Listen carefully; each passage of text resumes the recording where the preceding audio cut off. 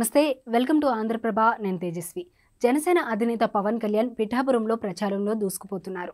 అన్ని వర్గాల ప్రజలు కూడా సేనానికి బ్రహ్మరథం పడుతున్నారు. ఆయన ఎక్కడికి వెళ్ళినా ప్రజలు తండోపతండాలుగా తరలివస్తున్నారు. అందరినీ ఆప్యాయంగా పలకరిస్తూ ముందుకు సాగుతున్నారు. ఎవరెన్ని కుట్రలు చేసినా తన గెలుపు ఖాయమని చెబుతున్నారు. ఇక్కడ జరుగుతున్న పోరులో వార్ వన్ సైడ్ మాత్రమేనని, ప్రజలు ఎవరికి ఓటు వేయాలనే విషయాన్ని డిసైడ్ అయిపోయారని చెప్పారు. పవన్ వారాహి యాత్ర విజయవంతంగా కొనసాగుతోంది. ఈసారి ఎలాగైనా గెలిచి అసెంబ్లీలో అడుగు పెట్టాలనే సంకల్పంతో పనిచేస్తున్నారు పవన్. అందుకు తగ్గట్లుగానే ఆరోగ్యం సహకరించకపోయినా మండుటెండలను లెక్క చేయకుండా ప్రజల మధ్యనే ఉంటున్నారు. వారి కష్టాలు, సమస్యలను తెలుసుకొని వాటి పరిష్కార మార్గాలను చూపిస్తున్నారు. తనను గెలిపిస్తే ఏ విధంగా నియోజకవర్గం అభివృద్ధి చేస్తాననే విషయాన్ని వివరిస్తున్నారు. పిఠాపురం నియోజకవర్గంలో గెలుపు తనదేనని జనసేన అధినేత పవన్ కళ్యాణ్ మరోసారి ధీమా వ్యక్తం చేశారు. పిఠాపురం నియోజకవర్గంలోని చేబ్రోలులో నూతనంగా అద్దెకు తీసుకున్న ఇంట్లో ప్రత్యేక పూజలు నిర్వహించారు.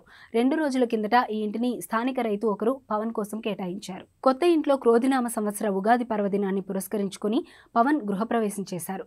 ఈ కార్యక్రమంలో మాజీ ఎమ్మెల్యే, టీడీపీ నాయకుడు సత్యనారాయణ వర్మ దంపతులు, నాగబాబు సహా కొద్దిమంది జనసేన నాయకులు పాల్గొన్నారు.